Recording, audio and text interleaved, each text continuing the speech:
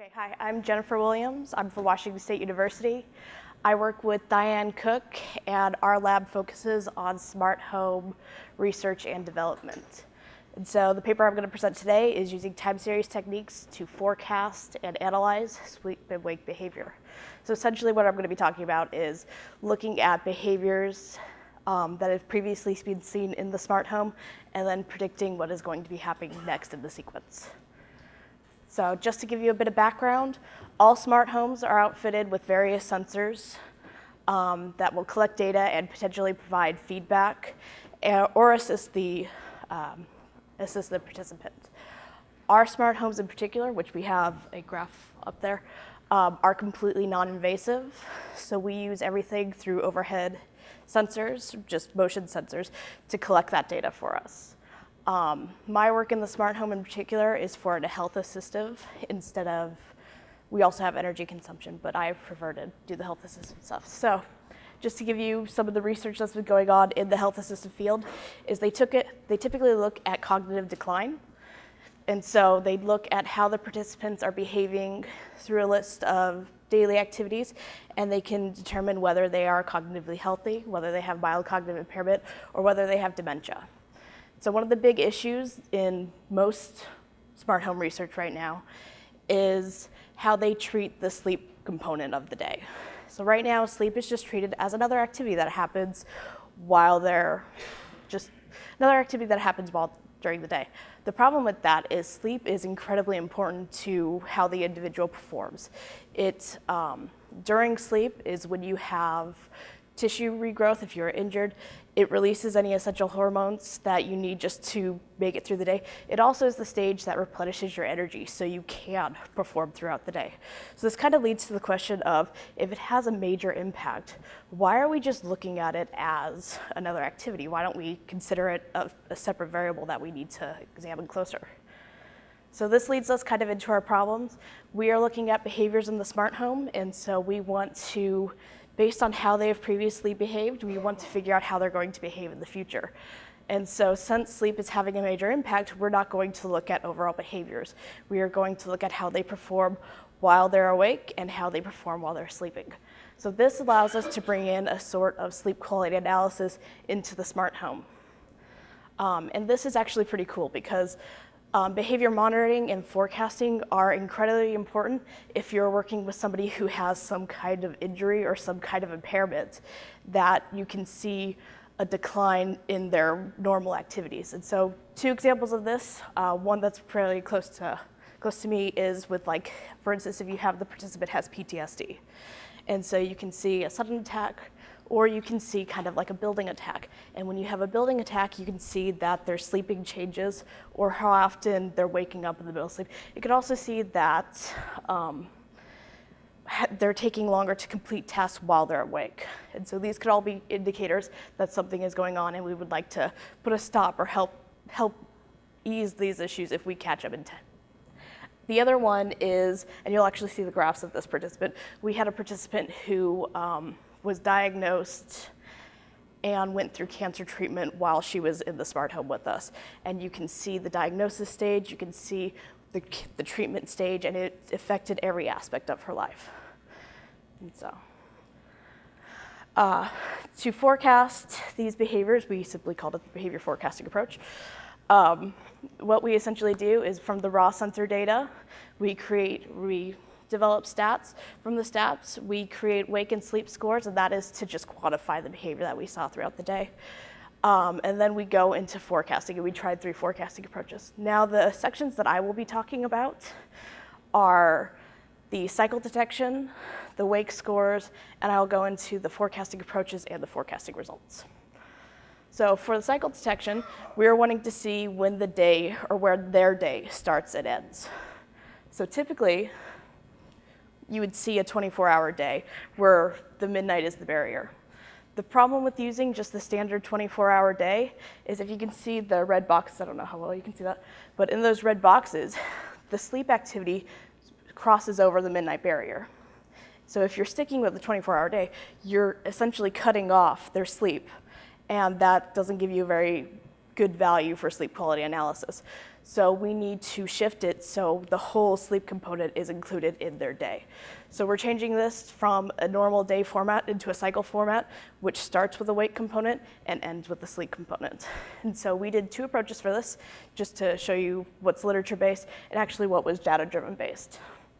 So for the data-driven based, the rules were created off of a periodogram. And so we were able to create 2 main rules from the periodogram. On your guys' left is a spectral analysis. And so you'll see that the peaks are at 8 hours, 12 hours, and 24 hours. And so these show you when the major cycles are within their daily routines. 24 hours is the highest peak, and that is what we consider their cycle length. So everybody has roughly a 24-hour day, which is to be expected. This is because the circadian rhythm is what kind of runs the body in a sense, releases hormones, tells you when you're hungry, tells you when you want to go to sleep. And in humans, that is roughly a 24-hour cycle.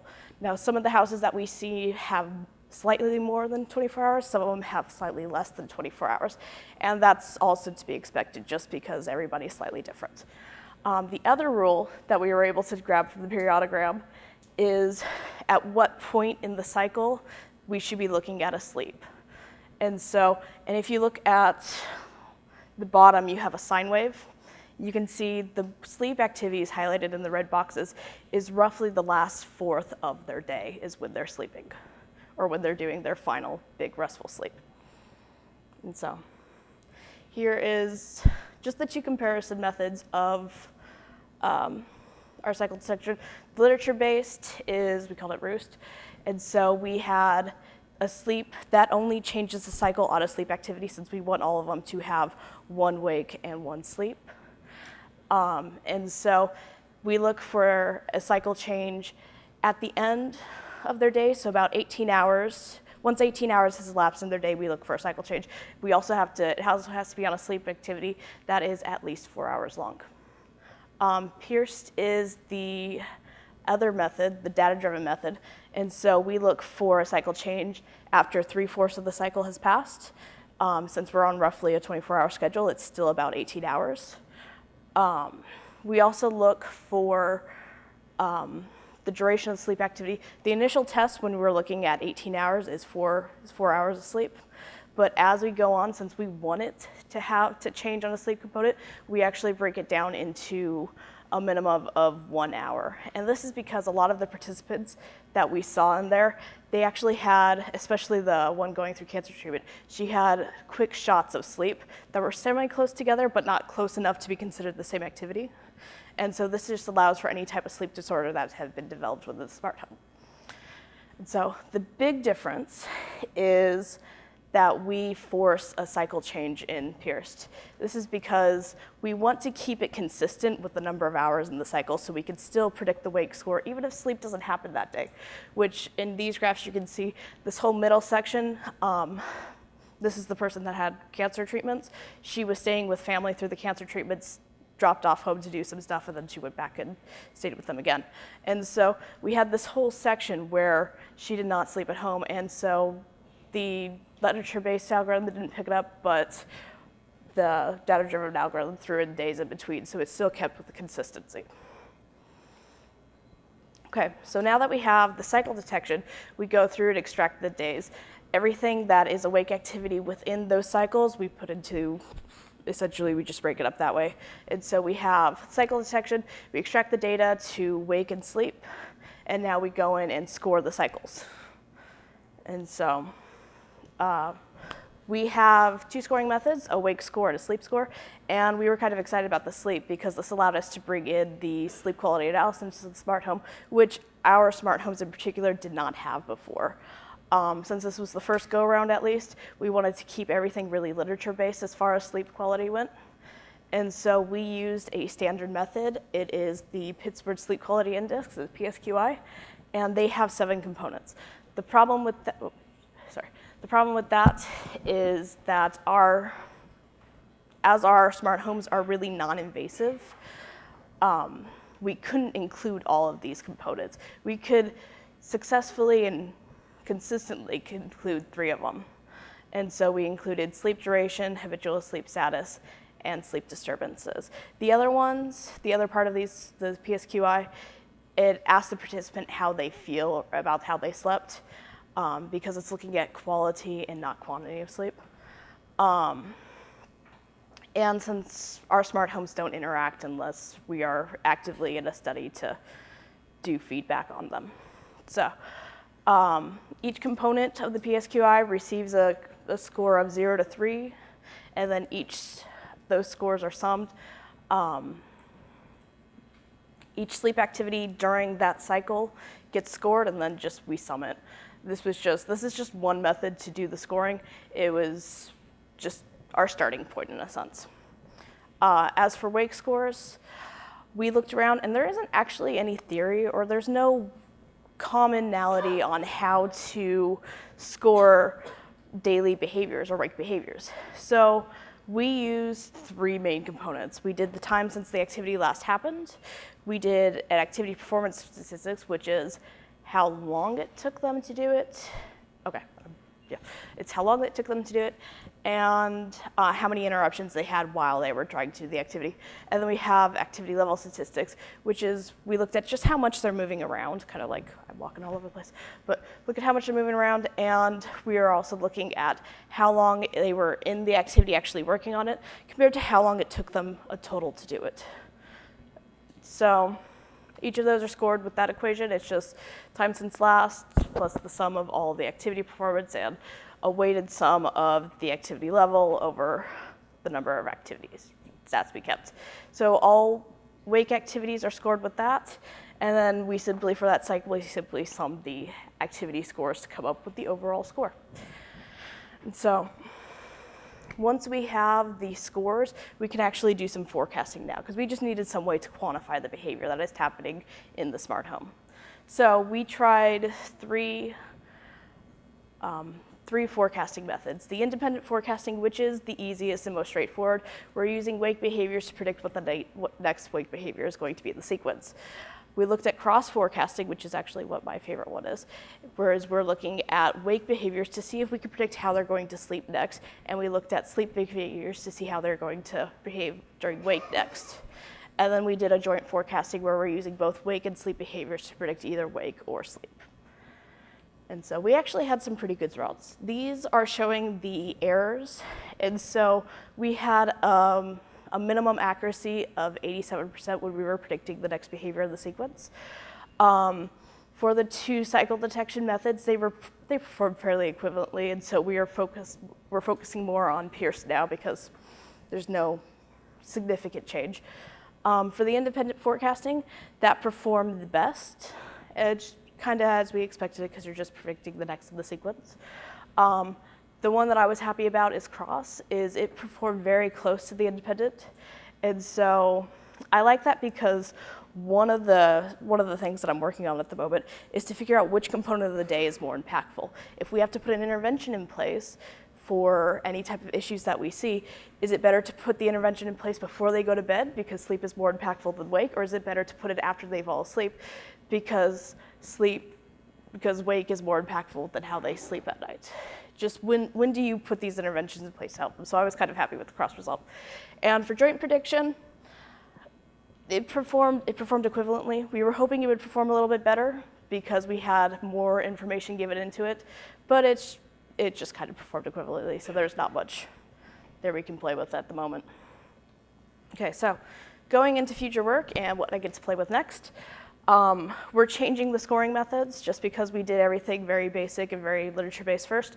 We're going to change it over to data-driven. So instead of us telling the classifiers what's important, we're going to have the data speak to us. That way it can be more individualized for the participant also. And so we're going to start using dimensionality reduction techniques, and we might pull in some feature selection just to remove the noise from the data. The next one that I'm currently playing with and I'm kind of excited for is I work with single resident homes, which means there's one person in the house and I just predict what their behaviors happen. We see what they happen, we predict what's happening next. What's kind of cool is we recently got some multi-resident homes. And so we have some homes with roommates and we have some homes with spouses. And so I have to figure out how to distinguish the 2 people first. And then I'm going to see how your spouse or your roommate's behavior actually affects how you behave during the day. And if we have any strong correlations, we can then feed that in to enhance the predictive ability for how you should behave tomorrow based on how your spouse behaved. And then the final one is detecting anomalies, and we're actually going to look at detecting when an anomaly happens, like for instance PTSD. If they have a sudden attack, can we see that sudden attack? And then we're also going to look at potentially predicting if we can tell when an anomaly is going to take place. And that way, if we can predict it, maybe we can put an intervention in place so we can diffuse the situation or at least help them cope with it if it's happening. And so that's kind of what the paper was. So thank you. Have you used sleep time apps running on the smartphone, which is doing very similar thing? Yes. We have worked with all sort of, we've looked at sleep sensors, we looked at sleep apps on the phone. The thing with our house is we have smart homes deployed internationally, and we have it in communities around Washington State in particular, since that's where we're from. And we're trying to make it as non-invasive as possible. That way we keep getting participants that want to do this with us. And so we're trying to figure out if through overhead sensors and through just ambient sensors that don't require the phone to be placed in a specific location or them to wear sensors, if we can give a same measure of sleep quality that those more contact measures require. Yes. Oh, sorry. I'll jump to you next. Hi. It seems that you're using some smart home device to detecting the original raw data. Could you tell me more about what kind of data you are really using to do the forecasting? So the smart homes that we use is all raw sensor data. And so we have overhead sensors that tell us when they're moving around, how they're moving around. And then we also have door sensors telling us when they're leaving, coming and going. And so from there, we go into an activity recognition where we can determine, based on this pattern of sensor fires, what activity is taking place. And from that activity, we either score it as a wake value, or we set it into a wake value setting or a sleep value. And so then we score it based on the equations. And once we have those wake scores and those sleep scores, we use that as inputs into the forecaster. Another question is there is some other device like Fitbit or yes. iWatch. They all can be used to measuring the sleeping pattern more accurately. Have you using this data to do some validation? We have looked at it, and we have some of the participants wearing them. The problem is that when we approach these people to use the smart homes, since they are going in their homes and not places that we own, we like to keep it as non-invasive as possible, so they're not required to wear a Fitbit. And we're actually using the Fitbits and stuff to correlate our results or to do the accuracy of our results, to see if they're matching up. Sorry, I'm forgetting the word. Okay, the last question. So since the sleeping patterns can change during the seasonalities and during different weekends and weekdays, have you detected those seasonal cycle patterns in your data? Yes, and I don't have any data on this computer, or I'd pull it up for you.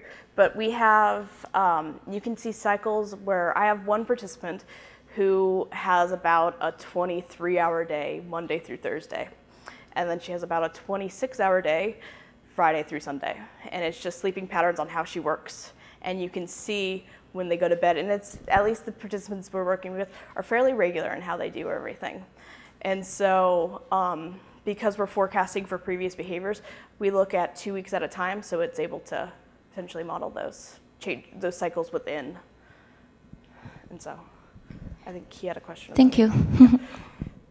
Any other question? Yeah. Well, this one and then him. Sorry. Making you run. Hey, so you mentioned that you have been using Fitbit data to correlate with your data. Can you disclose how far you are using this non-intrusive data to predict the sleep pattern? We're actually fairly, because I've used it both on myself and I have it in the smart homes, and we're actually fairly close on what I'm seeing is happening and what the Fitbit is seeing is happening. And so we're fairly, that's kind of where I'm kind of correlating right now in the middle of it. So right now it's lining up, if that makes sense. Is there a quantitative number you can disclose, like in terms of accuracy or? I can't tell you off the top of my head what the quantitative number is. Right now, I'm just kind of looking at how they're behaving, how I'm behaving, and I'm like right in the middle of this step of correlating at the moment. And so I'm looking at, right now it's matching when I'm doing quick analysis on it. Sorry, I'm just like, and so the last. All right, I think thank the speaker again. Okay, Thank I will you. talk to him later.